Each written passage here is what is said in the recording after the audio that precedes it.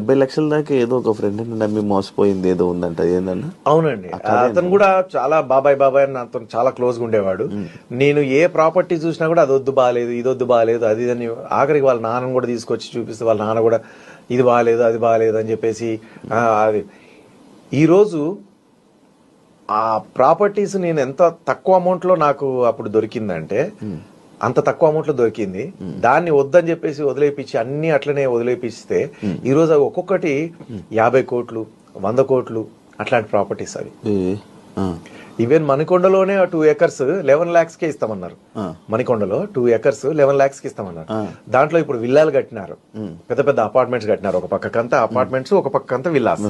అందులో ఒక 20 విల్లాలు వచ్చినా కూడా నా వంతుకి ఆ 2 acres కి 20 విల్లాలు వచ్చినా కూడా ఒక్కొక్క విల్లా 15 కోట్లు.